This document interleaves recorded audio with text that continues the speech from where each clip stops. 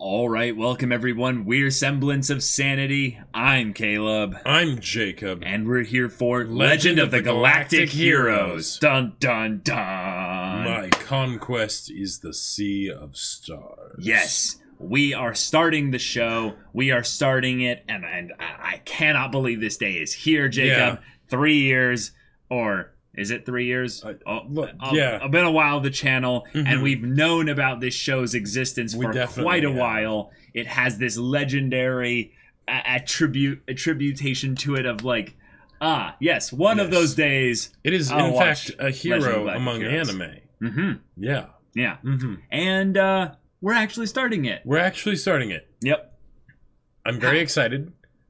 I know that apparently this is legendary, but it's also like big scope. Yes. Lots of characters, lots of episodes. Space opera epic. Mm-hmm. I am so down for that. So down. Because, like, the only other stuff I think that does space opera stuff in general is, like, Gundam Mecha. Right, but even like then, that's not space opera. That's not more really, like space military fiction with social commentary. Like, and some politics. But, right. But, like, this, I have no idea. And the fact that it has such a legendary reputation, apparently we'll have to start wearing monocles after we finish this show because we'll be that classy and cultured. I think I'll hold off on that one specifically. But for those of you that are following along, we are watching first the movie My Conquest is the Sea of Stars. Right, which is like a prequel movie, but it's good to watch first, apparently. Right, so basically we are trying to get the best experience, but also, you know, understand that we are approaching this show 31 years after it came out, so there might be some modern, more efficient ways to get into the story, or not necessarily more efficient, but just more better experience overall. Right. So we've been recommended to do this, and then another movie directly after that, and then go to episode 3. Yeah. So if you're looking for this. I recommend watching the movies. Yeah. We're looking forward to getting into this. We are doing things a little bit differently than how we have done in the past in preparation for getting into such a legendary anime. Such a show that has noteworthy awards as being one that has the most voice actors of any anime ever. Oh boy. Which is something I just found out. Like, that many characters. All right, that's ridiculous. We got notebooks. We got ourselves practically journals that will be dedicated for Legend of the Galactic Heroes. Quite. What that means is that there will be times where we'll be briefly looking away from the screen here. We'll be doing our best to tag team it so that way, you know, it doesn't cause too many issues or whatever. Right. And then there's also, you know, that we've been doing this for a while, so we're pretty well aware of timing specific things that are good to when to take the notes is not necessarily the very first time you see something there, because there could be other stuff going on screen. And to generally write while looking as much as possible. Yeah. Or write while watching. We could probably do that there. It just might end up in scribble territory. Illegible scribbles, but you guys don't need to see that stuff. Yeah, exactly. And then don't trust goatee. Yeah. Yeah, and then in between episodes and stuff like that, we'll compile them into our digital notes that we usually take that is done in between stuff there. So we want to give this show its due honor and respect that it deserves from being such a legendary show. But Jacob, as we say, you know, I think we should just, SOS. Yeah. Let's just jump right into this. All right, everyone. Now be sure to go check out the reaction portion of the video in the description below, and then come back here for the discussion.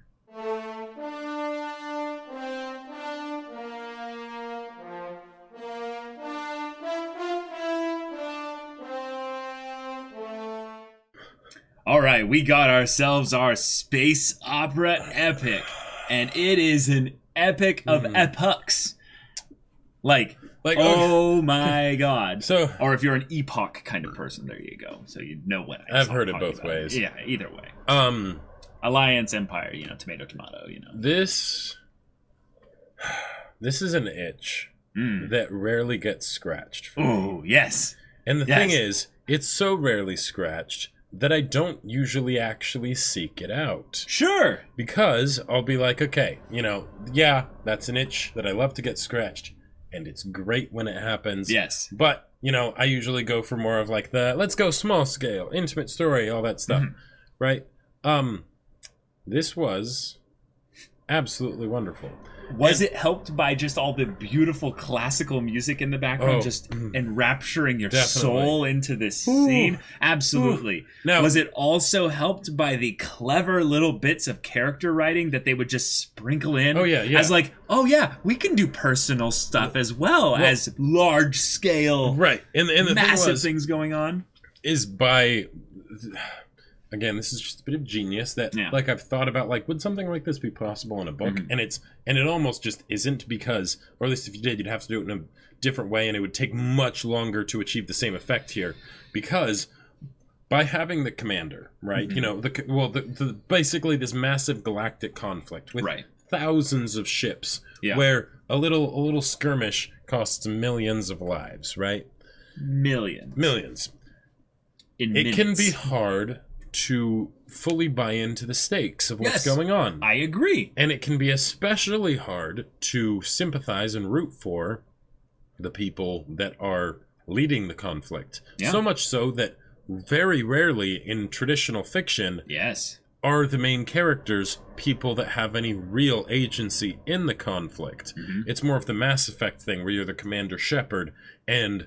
You know, because of... Caught in the middle. Right. Because of all the red tape and stuff, you're the last person who can actually do anything, right? Right. And you have to do the thing with the MacGuffin and the blah, blah, blah, all that, and it's video game logic, and it doesn't translate well to good storytelling outside of the medium, really. And it's great fun. There are amazing stories that have been crafted with that. Yeah. But that means that when you get to something like this, and I feel so... Like this could come across as so pretentious with it's like, wow, you've seen just like a little bit of Legend of the Galactic Heroes and you're already like waxing philosophical and all that stuff, right?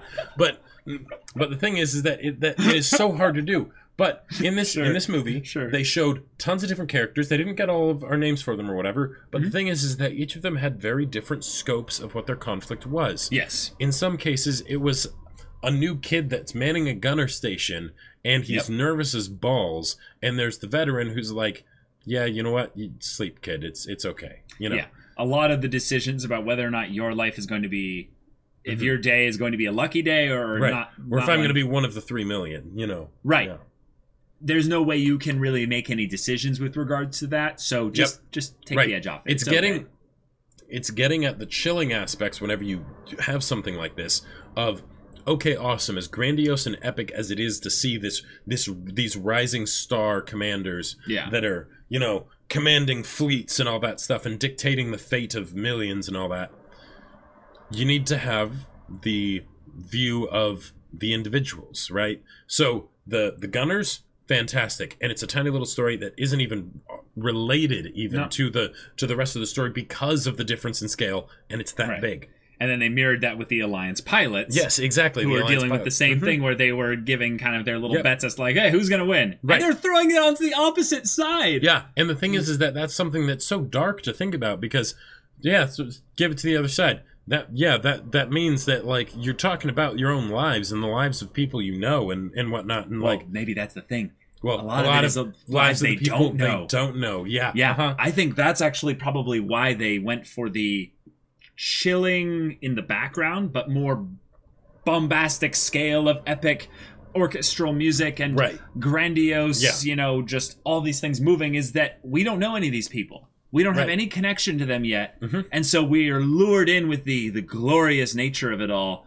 Whereas when we actually get to know the characters on an individual level, and we're seeing them on their off days, we're seeing them, you know, trying to rest and recuperate. We're like, oh my God, these are real people. This is, that's a little chilling. Things like Reinhardt, for one, having enemies within the Empire. Yes. 2, like other people, you know, talking shit about him behind his back. Right. And his own soldiers standing up for him. But then there's the other soldiers that are like, oh yeah, we should go along with this. But then there's the whole thing of I know your names. You guys are, a part of our fleet. Right. Even though there's like millions of them probably in the fleet, right? So there's a part of it that's like, okay, that's ridiculous, right? And it's like maybe he actually had some other way of knowing and he's saying that to make them feel better. Or no, that actually is how it is. Or it is how it is in that it's on an individual case, he has people that are near him that he goes, who are those people? Yeah. Their names are blah, blah, blah, blah, blah, blah, blah, blah. Okay, cool. Yeah. I'm memorizing them. And then when I go up to them here... Yeah. And even if it's something where maybe like the accuracy of the statement that they know all the names of everybody is fake. One, it doesn't have to be, and I love the idea that they said that. That was something that I did in Battle Lines when I was wanting to communicate like why soldiers are loyal to a particular person. So, but the thing is that it shows that they care, right? The idea that it's not just a number, right? It's not just a number that they're deciding, is this number acceptable or not, right? Yeah. That within this contingent, they're family. In a lot of ways, it could be because Reinhardt has all these other enemies on the outside that are still part of the Empire and we're your allies and all that stuff. Yeah. So it's, oh man, it makes me root for these people that are going to ascend to their great heights when usually that is something that is so antithetical to engaging sympathies, because it's something that who can relate to ruling fleets and whatnot and deciding the fates of millions. Exactly, right. None of us can. Yeah. But by doing it in this way, that's something where there's that bit of humanity that we can latch onto and be like, yes, you go. I wanted to pay special attention to that because there were a lot of little aspects of humanity that they gave to both Reinhardt and Yang. And with Yang, I'm going to start with him in that he is a simple guy. Yeah. But he has a dream of ending the war. Right. Like, his dream is so big and so ridiculous that when I think about Commodore, I'm like, wait a minute.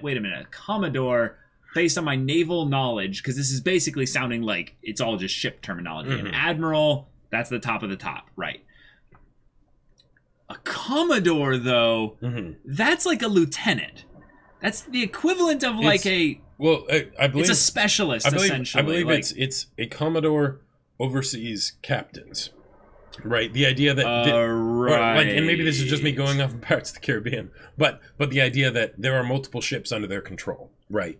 And then an admiral is like, I am admiral, I am right. But you would have things like, I don't know, like I think you would have other roles above Commodore to where a Commodore would be someone that would be an attaché to an admiral, but wouldn't operate independently unless they were doing something really small. Like what he's doing here. Yeah. So maybe I'm wrong. Maybe a Commodore is second underneath that there, and maybe that's why he is the underdog.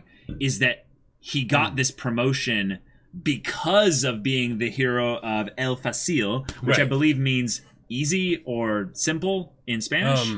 I'm not sure. C'est très facile. Yeah. Facile. That's French as well. No, facile does mean easy, and okay. So yes, which is another way of basically saying like, now there was a battle. Well, he made it easy. And either he made it easy, or there was a battle. It should have been easy for them. He won it, right? Sure. But he has a position now that is, as he said, it's like it's a lot of money or. That kind of money for an advertising campaign, right. It doesn't really do that much, It's the idea that that they're both underdogs in their own way. But with Yang, his thing was a little bit simpler and easier to understand. Right. But that when we got those quiet moments with him and his comrade, his buddy there, he was talking about really kind of simple life stuff. Like he has to deal with the fact that he's getting all this fan mail, and he's like, but guys, like, paper is expensive. Like, why are you wasting all this like stuff? Like, it's a precious resource. And it's like he's so out of touch with even the hero role that's been thrust upon him that he feels like, I don't know, the most human character in the show thus far. Yeah, he's a very kind of salt of the earth feeling kind of guy. But he is a student, and he is brilliant. Yes. That's another thing that he kind of needs to be in order to be a legendary galactic hero kind of person for this story. Yep. But it's a unique focus. He's a history nut, which I personally am like, yes. May the history nuts inherit the space armadas. The other thing is that he has this negative aversion to war because it seems like he's more interested in history, but because of how much of history is war, he ends up being a student of war. So it's like he wasn't even intending to be, futuristic Sun Tzu with his, art of war kind of battle tactic genius stuff. Where he's practically precognitively like telling what kind of things are going on. And that's more, I would say, for the audience to be able to understand what's going on. Yeah. But I don't know. He seems like the kind of guy who would have been at home teaching history, but his nation, his country, his planet, or I don't know, his system, I don't know what scale this goes to, needed him, and he just got drafted in at some point. One of the things that I really like about how they set up their underdog stories, like for instance with Reinhardt? No, the other one, Yang Wenli. Yeah. I'm just gonna keep my notebook open. Yeah, I've got mine open too. Is that, and this applies for Reinhardt too, but with the whole idea of a 150-year war, right? Oh, sure. That they touched on that in a lot of different ways, right? And the idea of that people aren't really trying to win at this point. Like no one's thinking about winning the war, they're thinking about winning battles, right? Right. Which in a lot of ways, for the individuals that are involved in moving the fleets around and stuff like that, it's something just so that they can basically give themselves a pat on the back, rise within their own station, right? Sure. And that's why Yang was constantly put down and sort of just like, no, you shut up, just be here, and, I'm the leader, right?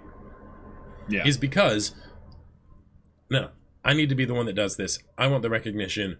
The actual end result of what happens isn't as important. Yeah. Same thing with Reinhardt's superior officer, right? He's like, the left wing, is it, we can't sacrifice the, like the left wing is vital and all that stuff. He's like, I decide what's vital. Yeah. Like that's terrifying. That is terrifying. He was going to sacrifice. He's like, I'm God. I don't care about what these people think. Yeah. And that level of basically like hubris, and also just the system failing in both of their situations, right? Yeah. Where they're so disconnected from the reality. So of what's disconnected going on. Because 150-year war.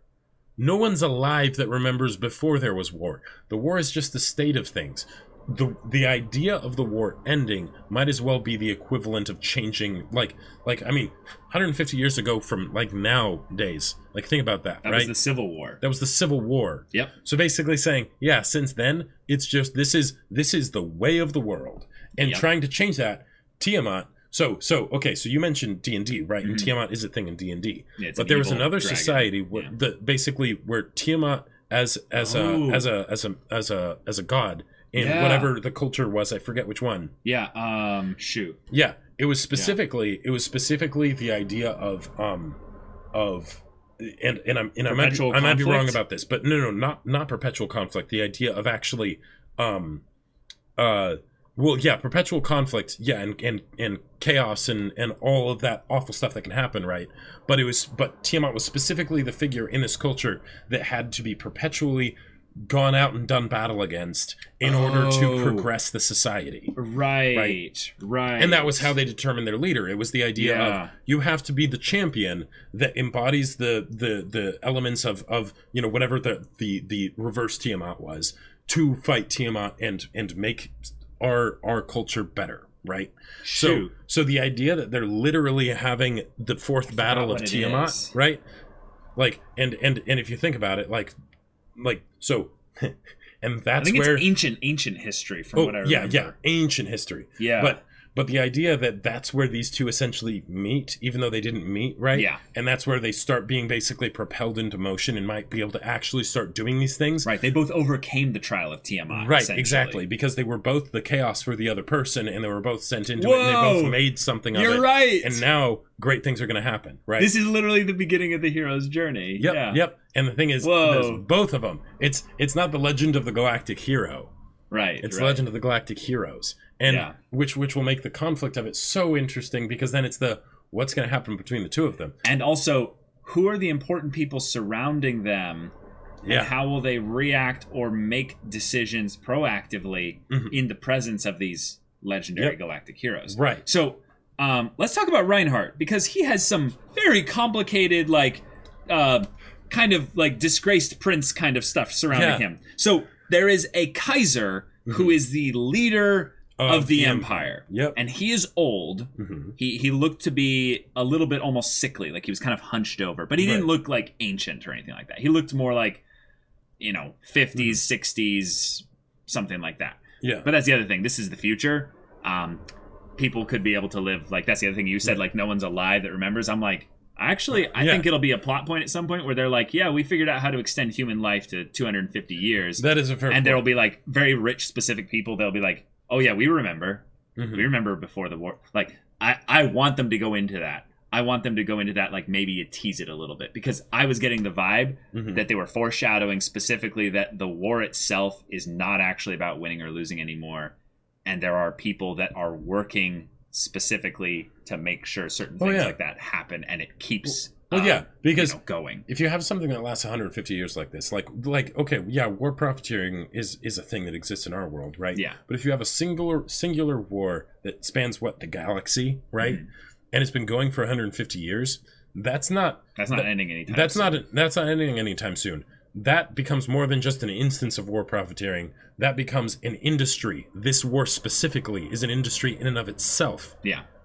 So, Also, actually, I need to metagame a little bit here. The fact that this show is happening means there's actually a very high likelihood that the war is going to end at some point. Oh, definitely. But in terms of if this was to continue... Right. The war status quo, and hence the whole thing of the hero's journey on both ends, right? Because there's the tyrannical father, which is on both sides of their commanding officers and whatnot that are just absolutely not thinking about this the right way, right?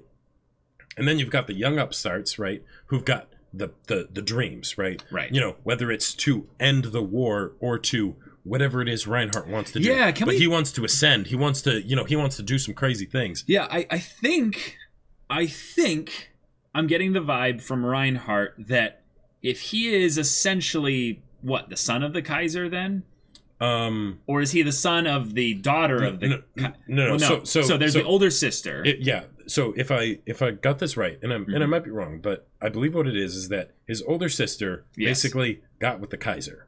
Right. And because of that, he progressed in rank. He was able to get this position. Right. So now he has to basically make this position, right. And the way the men were talking about her and that she's a whore or something like that is that like she might actually be just a mistress or a concubine equivalent or what have you. Whatever it is, right? Whatever it is. But what I like from that is that you have the character who might have started from much less and is now being put into a position where they can make a big change. Yep. But we don't know what his character origins are. What we see now is that he's kind of the one that's seen as the admiral in this admiral under the skirts, basically. He's hiding underneath the legs of the one that got with the Kaiser, basically. So if he's seen as so little, he has so much to prove. Right. But in the grand scheme of things, he's almost a prince then. Is he? That's the thing I would want to know, is that was he born from the union of the two of them? Because it's his older sister. It's not his mom. It's his older sister. Why do I keep thinking he's the mom? I'm sorry. Yeah. He's the younger brother. Right. So he is the nephew. Well, if they married or what have you, there's family or what have you. I'm just trying to find a family connection to the Kaiser because I'm getting that kind of estranged prince vibe from him. I feel like I think what they're basically setting up is it's one of those things where his proximity connection to the Kaiser is very close. Yes. However, he does not have any official connection to the Kaiser. Right. Because he is not blood related. Yes. Right? He's not blood related and he's not his sister, right? So thereby, no official whatever, right? And even his sister probably doesn't have any official standing other than just as the mistress of the Kaiser or whatever. Yeah, except they were drawing the connection that she was the one that got him the promotion, which either means they're discriminating the Kaiser's decision to promote him as being like, that was just the influence of the sister. Which I think, yeah. Which it probably is. Or that she does have now some level of influence. Well, yeah, I think it's and even probably... though there are people in court that probably look at her and they're like, It's probably something where it's like she has the ear of one of the most powerful people in the world. In the galaxy, right? Yeah. So if she's like, hey, in a universe where you have 10,000 ships that just go on a sortie to do a battle, right? And that's one aspect of the fleet, whatever, all that stuff, right? Which is fantastic. I've always wanted that thing to be explored from the standpoint of like sci-fi universes with like tons of planets and whatnot, like just the expansion of scale with all of that stuff. It's ridiculous. Then, yeah, being like, hey, can you make him like one of 10,000 other admirals or whatever? It's like, sure, baby, yeah. Right, yeah. Yeah. Okay, so then his whole problem that he was dealing with was basically the people near him who are either with him or against him in a lot of ways. But also his place within the Empire. Right. Until he has the fifth problem, which is Yang. Now, I like that whole scene happened. Is very like cheesy in a lot of ways, but I like that kind of cheese, you know. But I am curious as to Reiner being someone, since we didn't really get from him as Reinhardt, yeah. Opposed to Yang, Yang has some specific goals. Reinhardt's goals might be a little bit more fluid. They might be a little bit more tied to doing great things or... Right, general ascension within the ranks, whatever. Yeah, but why? Yeah, well, okay, so now that this is it glory for the Empire? Is it glory for himself? Is it? I think it's more personal because the way that he very much has it's us and then them within the Empire with his fleet and everything. I think that's what it's going to end up being. You mentioned Lelouch, like being a reference. I definitely got Lelouch vibes from him. Now I'm just thinking, why I thought Prince and all that. Right. Now I'm just thinking that Lelouch was straight up just a ripoff of with a supernatural eye power. Right, exactly. Yeah.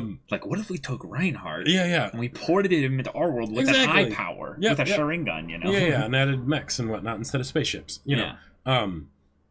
I mean, hey, if you're going to rip off something, and he was eternally in this, good. That pose. He even might have had the eyes, the certain fingers over the eye. Here's the other thing. Okay. Lelouch, main character, right?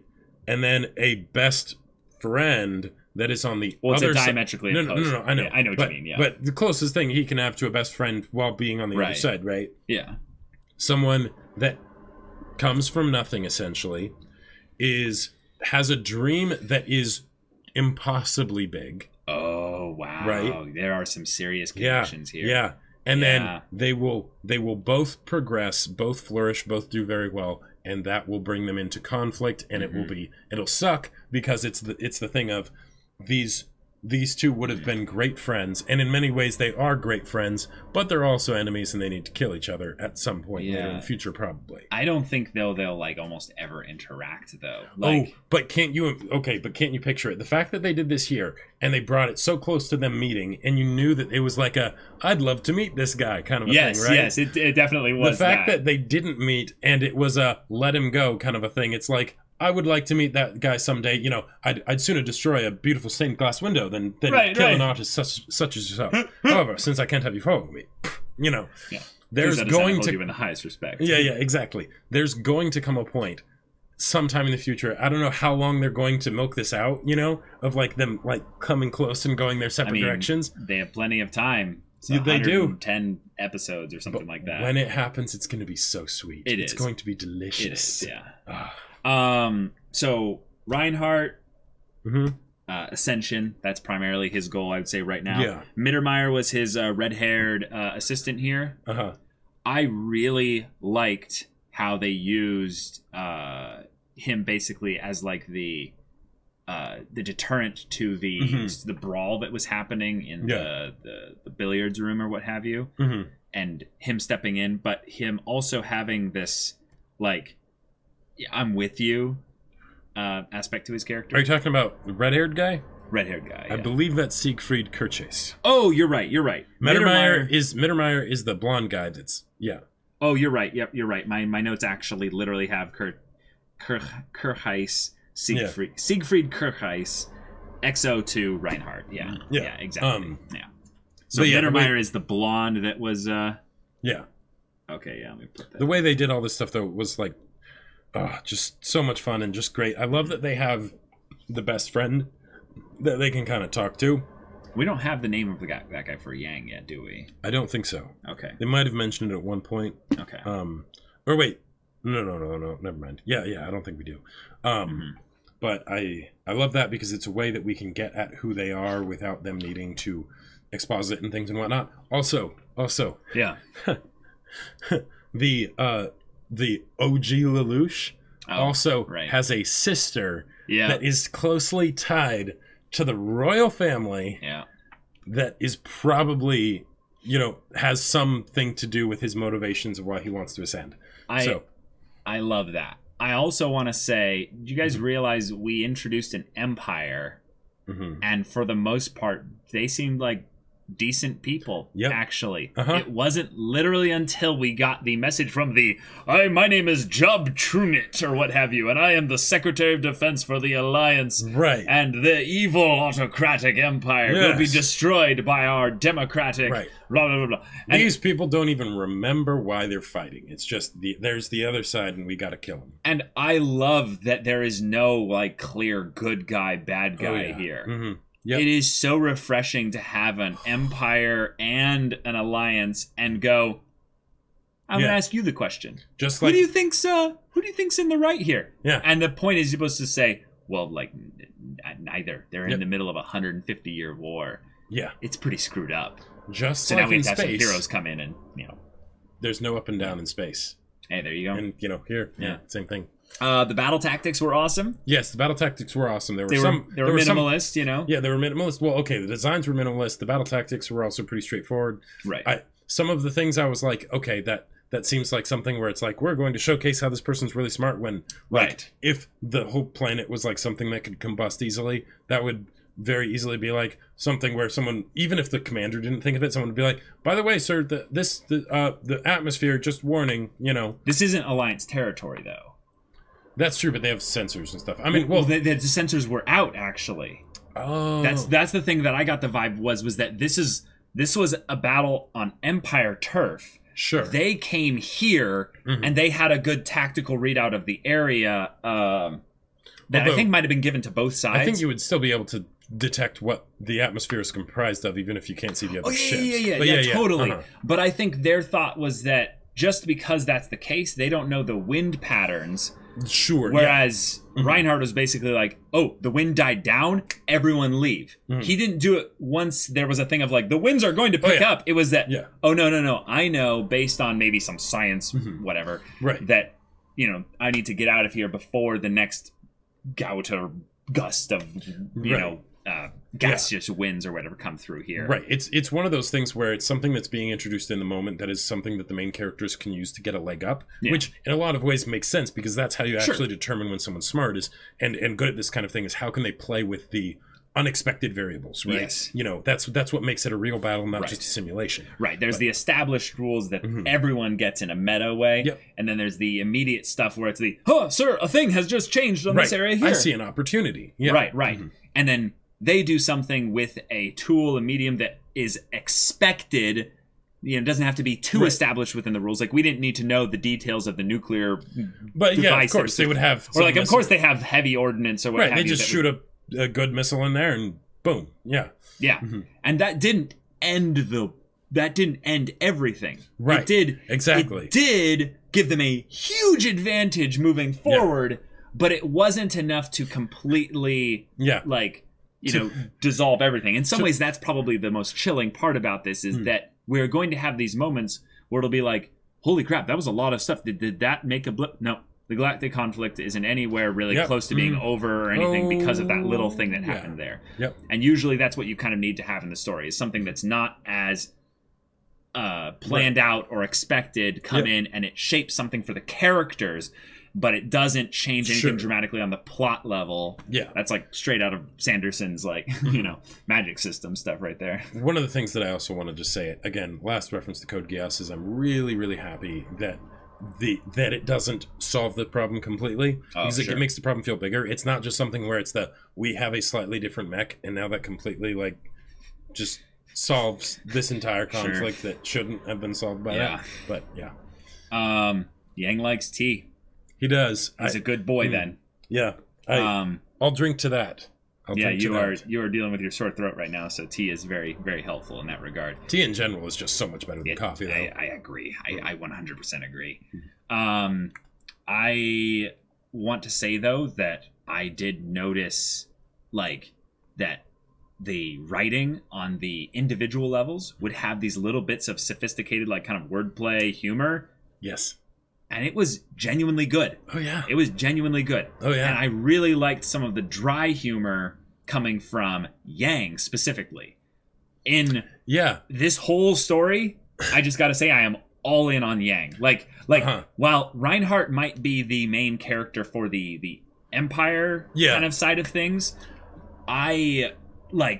there is maybe a little bit of it being connected a bit to me as like a person or what have you. But I 100% identify and love everything that they've done so far with Yang. Yeah. To where if we get to follow him for like a grand scale like conflict and stuff like that, and he's going to be maneuvering all kinds of shenanigans, stuff like that, I'm be very happy, even if we didn't get any other good stuff with Reinhardt. Like just that. Yeah. So this is basically like them saying, we could do one show about Yang, but let's do 2 shows and put it in one. Indeed. Because we're Legend of the Galactic Heroes. Yeah. Because the Reinhardt character is expected. It's very good. I love everything that they're doing with it. The execution is fantastic. That kind of character is expected. Right. Yang? No. Not at all. Because that is very hard to do as a main character, for one, because how do you get them to drive the plot? And 2, how do you get them to drive the plot? Like, because he's so relaxed, he's so chill. But, yeah. Excellent movie. And I'm so excited. Excellent start for Legend of the Galactic Heroes, y'all. Thank you so much for getting us to watch this show. Shout out to some of the Mad Lads on our Discord that were championing and shilling this show to us from the beginning. Yep. Y'all are awesome. And, you want to see the next movie's reaction, which is called Golden Wings. Golden Wings. Yep. That'll be in place of the first 2 episodes, because apparently that's what it covers, and it does it a bit better, apparently. Yeah. So check out the link in the description below for our Patreon. You can get on early access there. Watch that reaction then right now. Full-length reactions will probably be very good for these ones here if you're getting the full picture of everything. Right.